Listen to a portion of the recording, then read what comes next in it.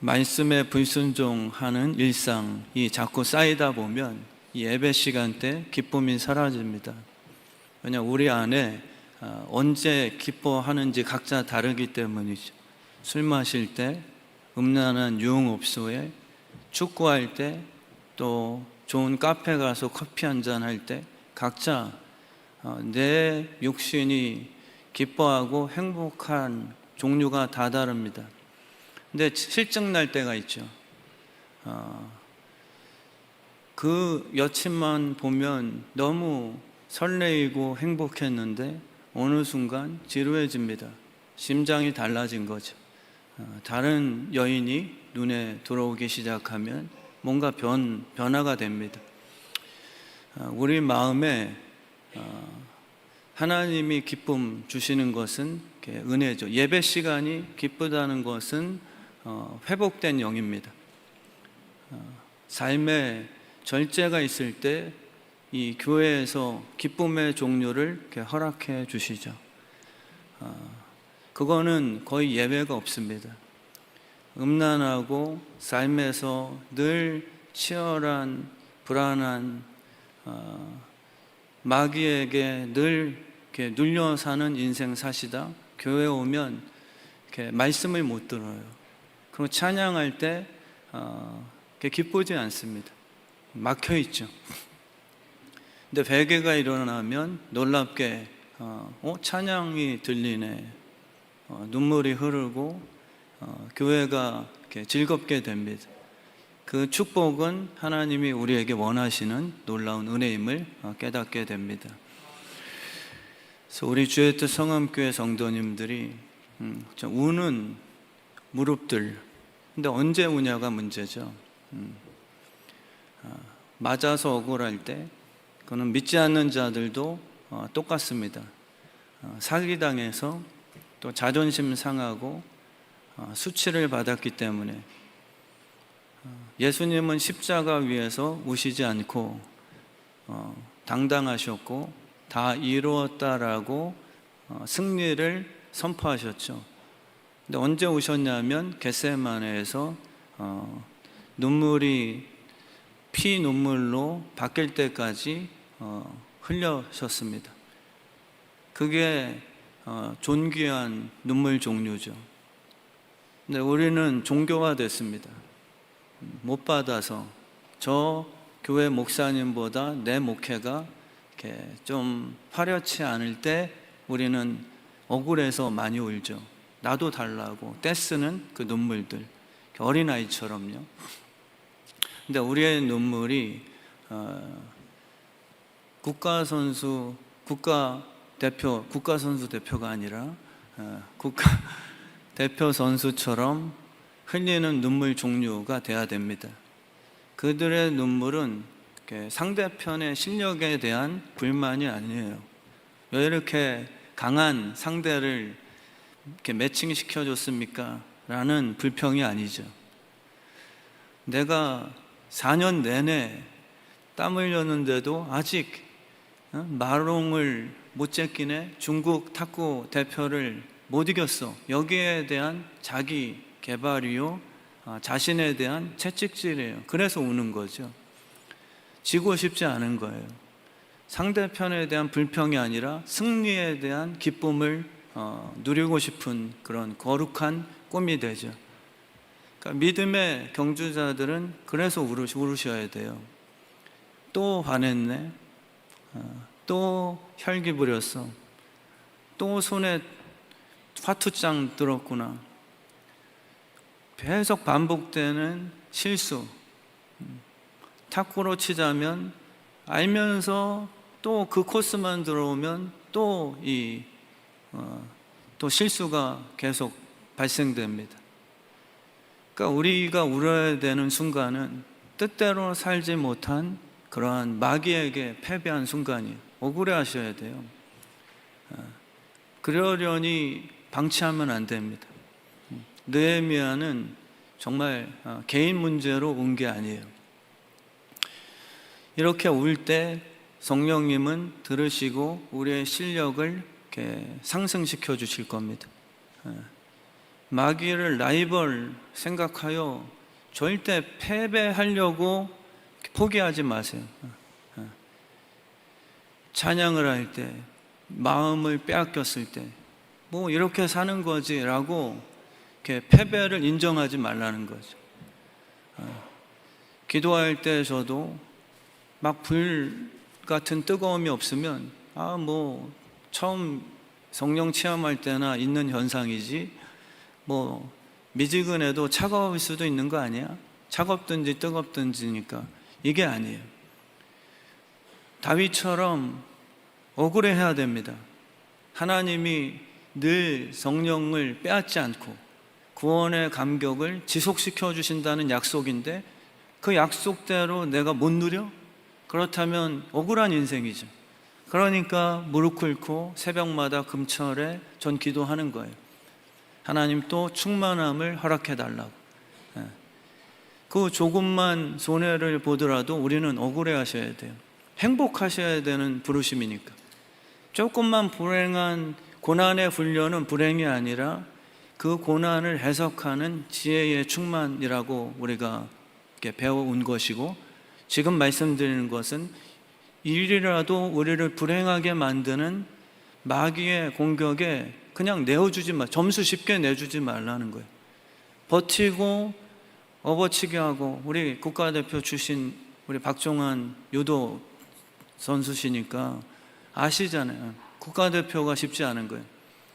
박수 한번 하겠습니다. 잡히지 마세요. 우리 박종환 집사님한테 잡히면 안 됩니다. 정말 우리 교회가, 성도님들이, 목사인 제가 구원을 위한 게 아닙니다. 승리했으니까요. 늘 말씀드렸듯 마라톤 경기에 금메달 딴 금메달 리스트는 정말 들어오기 전까지는 막 죽으려고 하죠. 근데 1등이 된 다음엔 어디서 힘이 났는지 태극기 손에 들고 몇 바퀴를 관중들을 향해 더 돈단 말이에요. 그거는 어떤 힘이냐 하면 승리가 주는 영광스러운 힘이에요. 그러니까 우리 믿는 자들은 사실 승리했기 때문에 그 승리의 에너지를 갖고서 더 헌신하고 일할 수 있는 그런 힘이 생기는 거죠. 우리 주의 뜻 성암교회 성도님들이 자존심, 영적인 자존심이 무너지지 않았으면 좋겠습니다. 내가 저런 초짜에게 패한단 말이야? 기분 나빠하셔야죠. 또 똑같은 공격에 또 한 번 당했어? 이걸 자존심 상해하세요. 그러고 하나님께 매달리면 반드시 승리를 주신다는 거죠. 그래서 거기에 감동이 있습니다. 사도 바울, 우리 이 성경 내용을 보면 언제 행복해하냐? 너희들의 믿음의 진보, 진리에 대한 그 믿음, 흔들리지 않는 데살로니가 교인들의 그 놀라운 인내, 고난이 왔는데 불평하고 배교함이 아니라, 데살로니가 교회는 믿은 지 얼마 안 되는 교회인데도 어디서 배웠는지 정말 신실한 그 모습, 굳건하게 서 있는 그 균형 감각, 쉽사리 주님의 사랑에서 이렇게 멀어지지 않는 에너지 추진력, 그것을 사도 바울은 너무 감사했습니다. 그래서 거기에 감동이 있고, 장애인 올림픽 경기를 보면 정말 마음이 찡하죠. 정상인 사람도 못 해내는 그 수준에까지 이렇게 보여주니까요. 장애인 탁구 선수가 날아오는 그 구석의 공을 받는다고 의족을 하고 한쪽 팔도 없는데 몸을 날렸어요. 그러고 오른손 하나 있는데 그걸 받아 넘겼습니다. 막 관중들이 막 환호하죠. 본인도 해냈다는 그 감격에 환호성을 칩니다. 거기에 감동이 있는 거죠. 한 점이라도 나는 내주지 않겠다라고 하는 승리를 향한 열정, 그게 우리의 부르심이에요. 그냥 구원을 위한 율법주의도 아니고요. 구원파처럼 믿고 나서 마음대로 살아도 천국 보내주겠다 이런 거 없습니다. 우리의 부르심은 성령님의 기질이에요. 예수님의 영적인 성품입니다. 그 예수님은 죄를 싫어하세요. 예수님은 절대 지는 걸 싫어하십니다. 승리의 왕이시니까. 그래서 우리 안에 예수의 영이 오시면 반드시 승리에 대한 열망이 생겨요. 회복이죠, 이게 회복. 우리 자녀를 어두움에 내어주지 않으리. 이 믿는 부모님들의 그 열정입니다.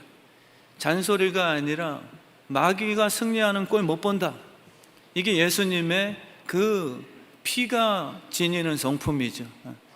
그래서 겟세마네에서 십자가를 통해 승리를 기대하시며 땀방울이 핏방울 되기까지 피눈물 흘려서 승리를 얻어내고야 마시는, 거기에 비밀이 있습니다. 우리는 패한 존재가 아니니까요. 어떠한 상황이더라도 상관없습니다.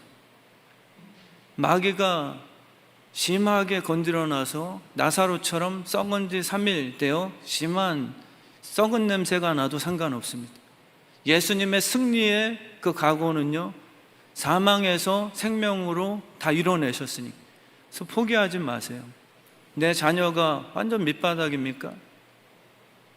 그 형편이 완전 무너졌습니까? 느헤미야는 예루살렘 성전 무너진 모습을 보고 하나님의 약속 말씀을 딱 붙들어 버려요. 하나님 기지를 막 부추깁니다. 하나님 지고 못 사시는 분이시잖아요. 막 건드려 놓죠.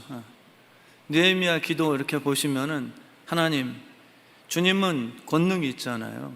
강한 손 아니에요? 팔씨름 질 거예요? 하나님이 붙든 거 빼앗길 거예요? 자녀들 넘겨줄 겁니까? 뭐 이런 식으로 막 떼쓰듯이 기도하죠. 하늘 끝에 있을지라도 하나님은 다시 다 찾아내시고 교회로 모으시잖아요. 하나님의 기지를 막 자극시키죠. 그러니까 우리 하나님께서 그 느헤미야 기도 들으시고, 그래, 나 그런 성품이지, 빼도 박도 못한다, 말씀을 붙들고 그분의 성품 의지해서 기도하면 우리 하나님은 신실하셨기 때문에 반드시 응답하신다는, 그게 승리입니다. 그분의 성품 중에 가장 강력한 게 승리예요. 패배는 없어요. 우리의 주변에 지금 아직 된 분들이 많죠. 아직 어려운 분들. 근데 그게 하나님 뜻 아니에요. 기복도 아닙니다. 하나님의 꿈이 있다는 거예요.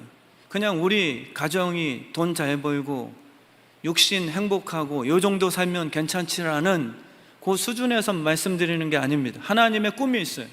에덴 동산에서, 그러고 맑은 정신 갖고 우리 김영애 목사님처럼 정말 아내를 사랑하시는 그런 남편의 모습. 2위시거든요. 저희 교회에서 김영애 목사님이 좋은 남편 2위. 1위는 어디 있게요? 박종원 집사님이 딱 그 예언의 은사로. 정말 그 꿈을 갖는 거죠. 마귀는 끝났다라고 얘기하지만 절대 그렇지 않습니다. 정말 우리 교회가 불쌍히 여기는 마음으로 다시 울기 시작하면 다시 재건될 거예요. 오늘 그 꿈을 회복하는 이 예배 시간 됐으면 좋겠습니다. 그래서 제가 개척을 했을 때 안미숙 집사님이라는 분 계셨거든요. 그 남편이 누군지 아세요? 안미숙이니까 미숙하지 않다는 뜻이에요. 미숙 안미숙이에요. 근데 남편은 성숙이에요, 이름이. 근데 성이 뭔지 아세요? 노성숙, 노. 그러니까 성숙하지 않다는 거예요. 이분이 개척을 했는데 거의 초창기에 새벽 기도 때 슬리퍼를 신고 허름한 티셔츠를 입고 교회에 나오셨어요. 그러니까 저는 솔직히 노숙자인 줄 알았습니다. 그러니까 노씨는 마친 거죠, 노씨. 노숙자인 줄 알고 잘 이렇게 개척교회니까 한 영혼이 얼마나 정말 반갑습니까? 친절하게 대했죠. 근데 또 계속 오세요. 근데 이름을 여쭤보니까 노성숙이래요. 직업은 얘기 안 하시고. 근데 그 김진택 장로님이 그 ITC라는 통역학원 거기서 이제 일하시니까 저한테 갑자기 전화해서 목사님, 그 노성숙 집사님 뭐 하시는지 아세요? 아, 직업은 모릅니다. 그냥 새벽에 슬리퍼 끌고서 나오셨어요. 그랬는데 이동탄에 완전 그 핵심되는 그 초등학교의 교장 선생님이셨던 거예요. 혁신학교의 이동탄에. 그래서 제가 성도님 교장 선생님이셨어요? 그러니까 너무 당황해 하시면서 다음날 새벽부터 양복 입고 오셨어요. 근데 그분이 은혜를 받았는지 아내도 데리고 오셨어요. 그 미숙하지 않은 안미숙 아들도 데리고 왔어요. 노진욱이라고. 근데 그 애가 너무 착했거든요. 근데 이상한 유튜브, 종교, 종말론 뭐 이런 걸 보더니만 두려움에 휩쓸렸어요. 다 무너졌습니다. 일상이 없고 그것만 집착해서 다 포기하고 이 정신 질환이 생겼어요. 완전 공황장애가 아니라 조현병 이상으로 그냥 올라갔다 내려갔다 다 뭐 어쩔 때는 깨고 엎어버리고 엄마에게 막 욕하고. 근데 마지막 때에 대한 갈급은 엄청 강력해졌고 지옥에 대한 두려움은 엄청 올라온 상태죠. 그러니까 너무 불쌍한 거예요. 너무 착한 애였거든요. 근데 이 안미숙 집사님이 갑자기 암 선고를 받으셨습니다. 저는 이제 예전에 개척했을 때 그 제 사무실이 이런 강단에 요 화장실 딱 2배만 했거든요. 이렇게 작은 공간에 있었는데 거기 혼자 이제 개척교회 때는 불러주는 이 없으니까 교회 그냥 있잖아요. 제가 있는 줄 모르셨는지 그 집사님 목소리예요. 강단에 누워서 막 그냥 곡소리가 나면서 막 그냥 악에 바친 기도예요. 하나님, 나 죽고 나면 저 녀석 뭔지 어떻게 책임져 주냐 하면서 막 욕을 거의 하다시피 하나님 책임져 주시라고. 그 아들이 너무 불쌍한 거예요. 그 눈물이 그냥 종교적이지 않아요. 그래서 마지막 천국 가시기 전에 이제 방문했는데 딸이 한 명 또 있어요. 근데 저한테 그 이제 너무 약기운이 세니까 해롱해롱 하시면서도 그 순간에는 목사님, 제 딸 이쁘죠? 근데 사실 이렇게 외모 폄하가 아니라 어두운 자매였어요. 그리고 키도 작고 너무 이렇게 어떻게 보면 이렇게 딱 눈에 띄지 않는. 근데 목사님, 제가 평생 우리 딸 사랑한다는 말 한마디 못 해줬어요. 칭찬 잘 안 했어요. 딸 너무 미안해. 우리 딸 너무 예쁘죠? 근데 그게 진심이었어요. 우리 딸 불쌍한 거. 엄마 죽고 나면 불쌍한 거. 그 마음이 회복을 일으켜요. 그 전까지는 아주 꼼꼼한 집사님이었거든요. 아주 똑순이에요. 똑순. 여기 아시는 분들 계세요. 똑순입니다. 올바른 말 할 때는 가정 변화 없는데 사망에 전에 진심으로 아들, 딸을 불쌍히 여기니까 거기에 회복이 일어나는 거예요. 정말 우리 주의 뜻 성함교회가 오늘 느헤미야 말씀처럼 울어줄 수 있는 공동체가 되길 진심으로 축원합니다. 예수님은 나사로 무덤 앞에서 우셨어요. 못 살려내셔가 아니죠. 신이신데 우리는 왜 우시지? 기회인데? 신비주의 이런 은사주의 목사님들은요, 장로님 울지 마세요. 나에게 능력이 있는데 못 고친다고 생각해서 지금 질질 짭니까? 이게 잘못된 기독교예요. 예수의 마음 부재를 회개하셔야 되죠. 능력과는 상관없어요. 아니야, 부모가 100억 있다 그래서 죽은 자녀 보면 나 능력 있으니까 그 사망 사건에 대해 울 일 없어, 사는데 지장 없으니까, 이런 부모 없잖아요. 예수님은 살릴 능력이 있어 그 앞에 서셨지만 죽은 나사로의 모습 보곤 눈물을 흘리신 그 애통함이죠. 그게 기적이에요. 우린 신비주의적으로 능력 달라고 기도하지만 주님의 기적은, 오병이어 기적도 사실 그거죠. 모아놓고서 야, 드디어 내가 하나님이라는 것을 증명해야 되겠다. 오병이어 갖고 와봐. 마술쇼. 그때 입장료 엄청 받아 챙길 수 있잖아요. 근데 주님은 그게 아니에요. 모아놓고서 내가 하나님이고 왜 왔는지, 너희를 얼마나 사랑하는지, 이거를 막 그냥 배고픔 모르고 설교하신 거예요. 너희는 내가 없으면 불행해지고 정말 나를 신뢰해야 된다. 나 십자가 지러 왔는데 너희는 다 죽을 인생이고, 그리고 썩을 거고, 불안과 공황장애와 우울증에 덮일 수밖에 없고, 그리고 서로 배신할 거다. 이기적이고, 자녀에게 배신당하고, 자녀에게 폭행당하고, 이런 일이 비일비재할 거다. 너무 불쌍해, 너 인생이. 그래서 내가 이 땅에 왔고 십자가를 붙들어야만 너희 인생이 이제 행복해질 거다. 이 얘기를 하신 거죠.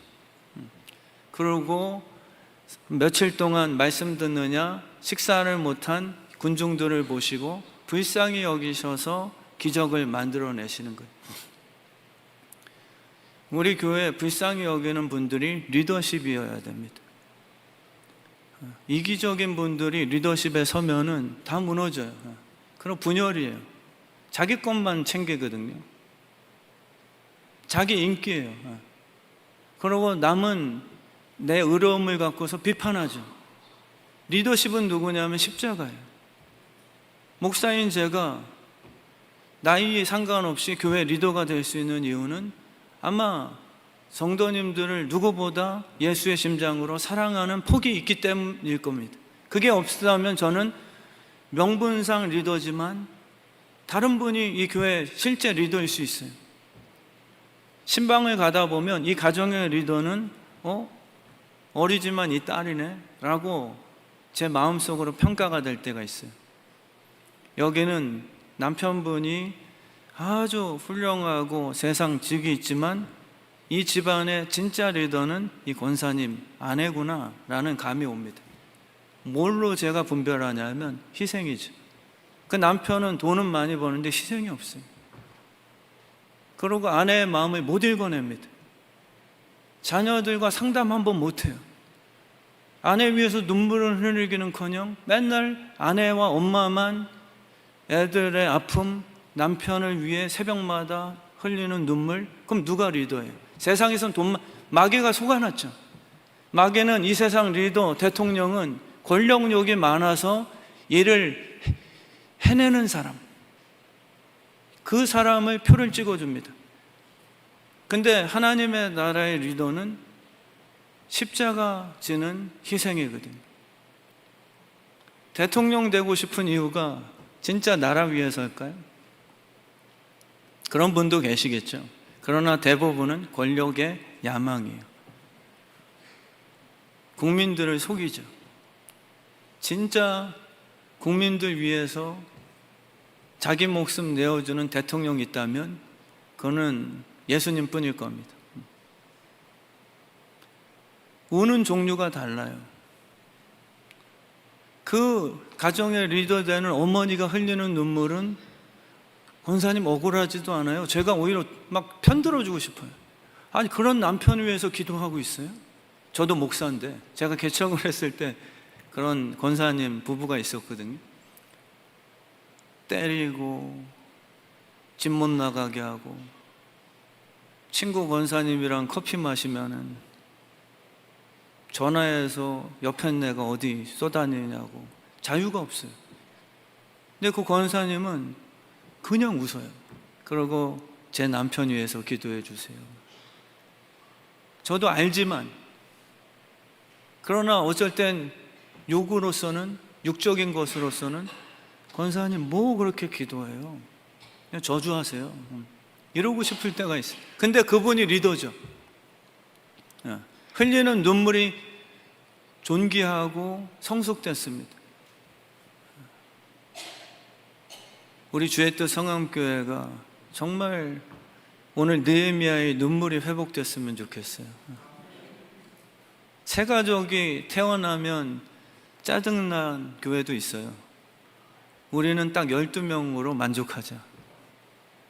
물론 작은 교회인데 진실하고 12명 넘으면 또 파송하고 이런 시스템이라면 자라나는 나무 맞죠. 근데 그게 아니라 우리끼리 새 가족이 오면 돈 써야 되고 에너지 낭비요.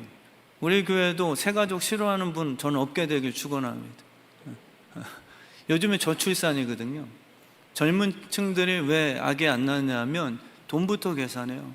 너무 슬프지 않으세요? 애 한 명당 키우는 생명을 돈으로 환산해요. 물론 제가 너무 쉽게 이렇게 공격성은 아니지만 전 목사니까 적어도 성경 원리 안에서 말씀 나눠야 되잖아요.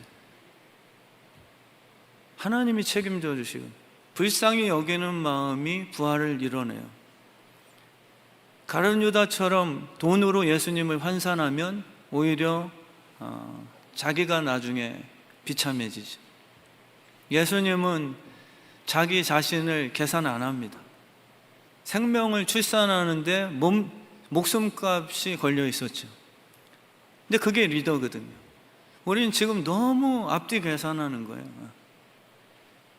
정말 불쌍히 여기는 마음이 있어야 되는데, 불쌍히 여기는 마음.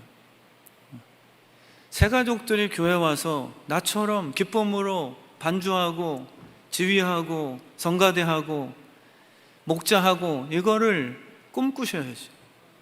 근데 이게 종교화가 되면 제가 들어오면 나보다 잘 가르친대? 그러면은 가인처럼 아벨을 돌 갖다가 찍어서 죽이고 싶은 거예요. 불쌍히 여기는 마음이 아니라 다 경쟁이니까요. 그게 우리 교육자 층에서도 나타난다. 정말 내가 잘해요. 제가 진심으로 하나님의 은혜 받고 목회가 너무 형통해요. 그럼 얼마나 감사해요. 근데 옆 동네에 너무 잘하는 목사님이 개척했어요. 목사로서 그 교회 흠집 잡죠. 왜냐면 우리 교회만 독차지해야 되니까. 그럼 우리 교회가 무너져요. 희한하게 잘 될 것 같은데. 오히려 불쌍히 여겨서 하나님, 저 개척교회도 우리 교회처럼 이렇게 열매 맺고 성장하는 기쁨, 저 교회도 누리게 해주세요. 이러면 희한하게 하나님의 복은 한이 없으시기에 그런 마음 품은 자에게 불쌍히 여기는 자를 통해서 기적을 막 베풀어 주신다. 우린 불쌍히 여기면 내가 손해본다고 착각하죠. 아내를 불쌍히 여기면 기득권 빼앗긴다라고 착각하는 남편들의 마음처럼. 근데 그렇지 않아요. 아내를 불쌍히 여겨서 아내, 내가 뭐 잘못해. 제 아내가 저한테 항상 하는 말이 있어요. 엔진도 빠르게 밟고 브레이크도 빨리 밟는다. 이 뜻이 뭔지 아세요? 어쩔 때 안 맞는 말 하면 저도 기질이 있어요. 욱해버립니다. 차 안에서. 그럼 조금 저보러 목소리 낮추래요. 그렇다고 막 제가 악각되는 게 아니고 이 저음에서 살짝 그 몇 도만 높이는 거야. 또 너무 오해하지 마시고. 그러고 나서 제가 기도하죠. 제 스스로의 소리를 들으니까. 그럼 성령님께서 너 왜 이렇게 죄송합니다. 지랄을 떠냐? 이렇게 브레이크 잡아라. 그럼 제가 딱 순종하고 미친 사람이 아니라 순종입니다. 손을 잡고서 그래. 이렇게 웃어주면은 제 아내가 손자요.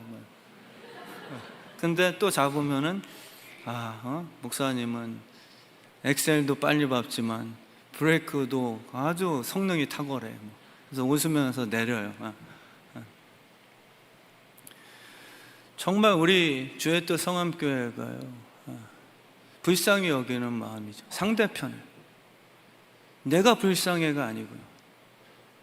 남을 불쌍하게 여겨서 제 아내에게 먼저 사과를 하면요. 희한하게 그 가정엔 말씀의 원리가 적용돼서 천국이 임해요. 뭐 다 있잖아요. 원리 있잖아요. 농사법도 있고. 근데 우리는 성경 원리를 제일 안 믿고 안 따르는 부류 중에 하나가 교인들이에요. 하나님을 너무 잘 믿어서. 하나님을 너무 잘 믿으니까 농사법을 안 따르고 심기만 하면 알아서 잘할 것이다 라는 약간 기복화된 믿음. 근데 진짜 믿음은 뜻대로 차분하게 하나하나 자를 때 자르고 가지치기 하고 이런 꼼꼼한 성실함으로 믿는 게 진짜 믿음이거든요. 우리는 너무 한방 믿음이 한 방에 다 해결하는 기복적 믿음이 쫙 깔렸죠.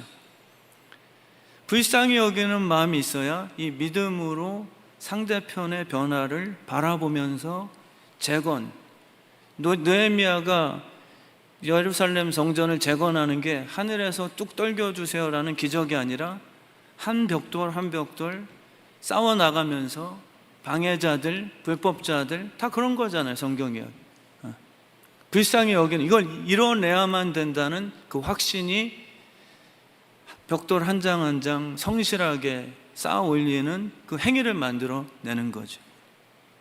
그래서 우리 교회가 정말 우리가 행복해야 돼요. 그래서요, 행복해야 저 사람도 예수 믿고 행복하게 만들고 싶은 거죠. 나만 알고 싶어 이게 아니에요. 독점권이 아닙니다. 그리고 비교 경쟁도 종교적이에요. 정말 우리가 행복하고 너도 먹어봐. 예수의 보혈을. 준호야, 목사님처럼 행복하고 정말 예수 잘 믿고 형통하고 부자 돼서 하나님 위해서 누려라. 이게 진짜 돼요. 이게 복음이죠. 근데 우리는 종교화돼서 그딴 식으로 살면은 지옥 갑니다. 교회 와서 그런 복장은 안 어울려요. 다 이런 지적거리들, 상대편을 틀에 박히게, 복음이 아니라 뭔가 불안증이들이에요.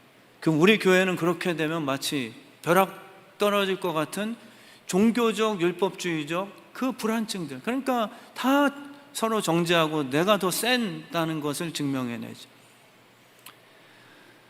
그래서 우리 주의 뜻 성함교회는 첫째, 둘째 다 아버지 사랑에 대한, 아버지 사랑을 못 받는 것을 불쌍하게 여겨주세요. 탕자가 돌아왔을 때 맏형은 너무 짜증났거든요. 종교적이니까. 저 자식 집 떠나서 죽은 줄 알고 이제 아버지의 재산은 다 내 건데, 독차지인데 갑자기 돌아왔어요. 근데 아버지가 이제 형한테 다 줄 거다 이러지 않고 송아지까지 잡아줘요. 잔치가 일어납니다. 아버지의 마음은 복음의 시작이죠. 포기하지 않는 아버지의 성품을 깨닫게 해주는 순간, 탕자는 그걸 느낀 거예요. 끊어지지 않는구나. 웬만한 죄로 아버지의 날 향한 사랑은 포기 안 되는구나라는 것을 절감해버립니다. 그게 관계적인 복음이거든요. 여러분들의 이제 어떤 행위도 죄, 스스로가 죄를 방치하는 것은 하나님의 사랑의 결여함이 아니라 오늘 말씀처럼 아버지와 내가 하나님 앞에 범죄했을 때는 회개를 주셔야 돼요.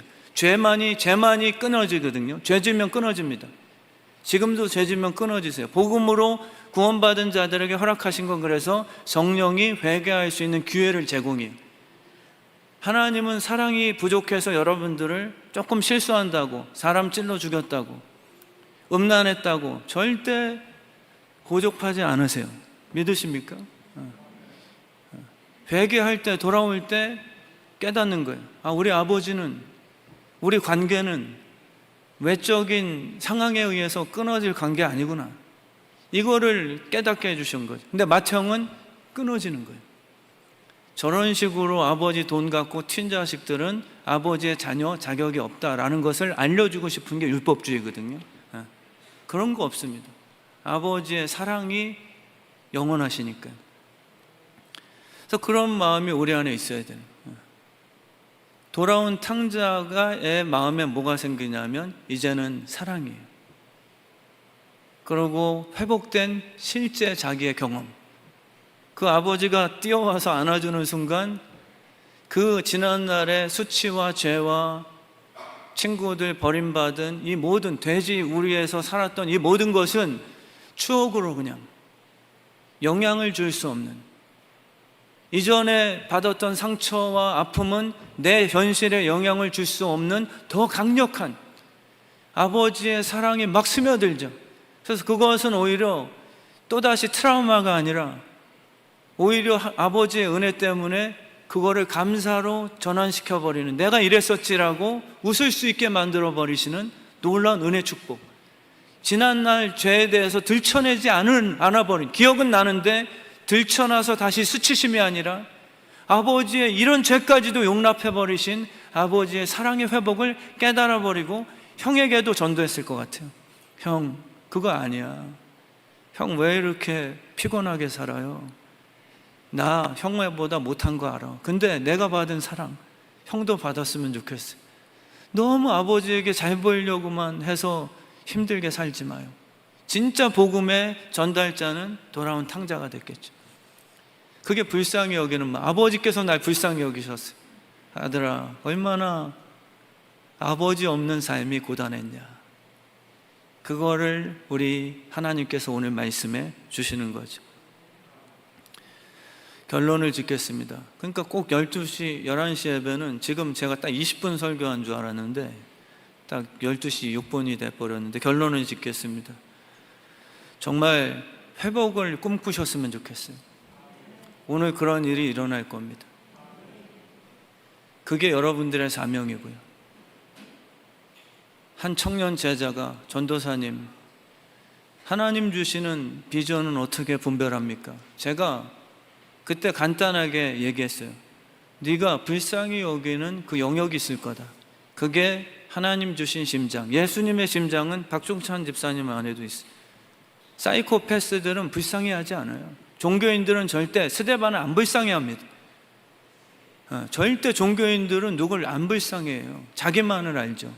내 입에 좋은 것 들어가면 만족이에요.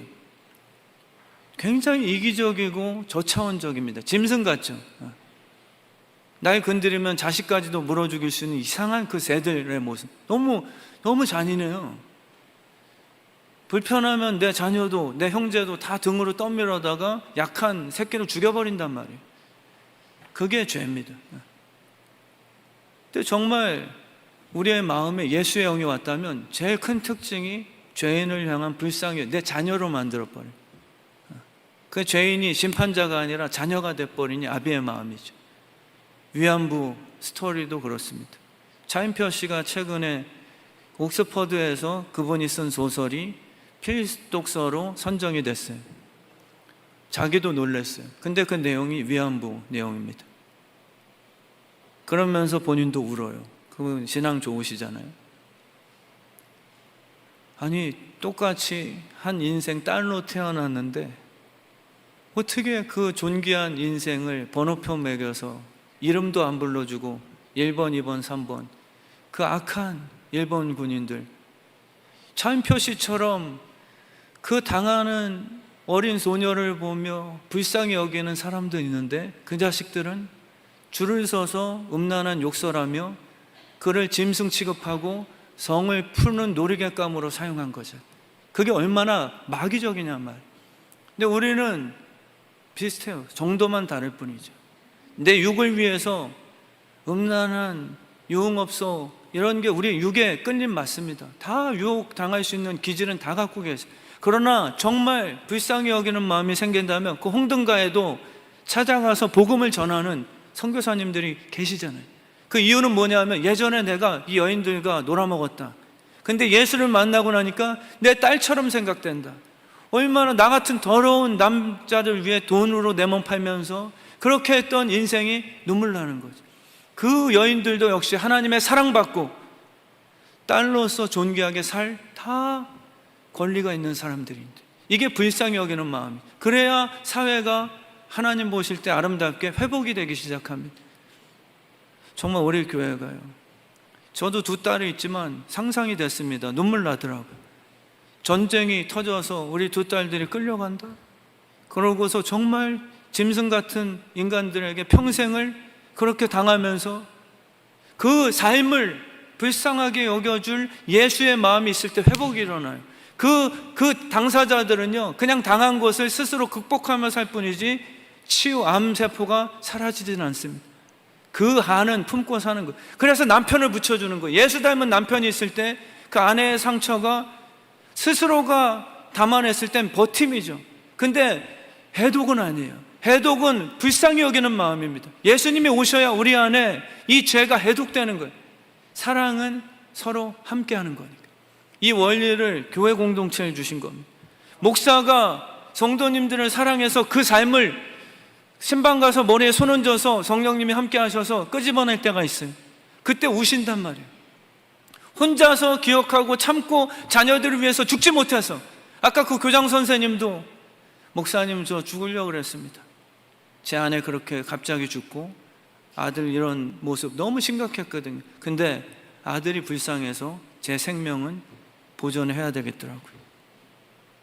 그 아버지가 자기의 처지보다 아들의 삶을 더 불쌍히 여길 때 그 아들이 지금 조금씩 회복되고 저한테 연락도 왔는데 한번 만나고 싶어요.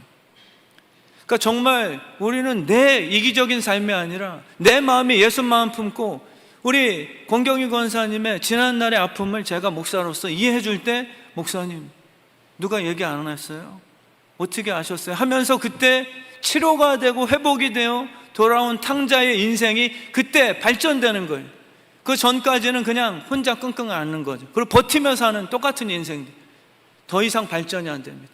우리 준호가 엄마의 아픔을 이해하면 정말 우리 이순희 권사님은 무서울 게 없어지는 거예요. 아들만 그거 이해해주면 엄마는 어떤 수치심 당해도 버틸 수 있다?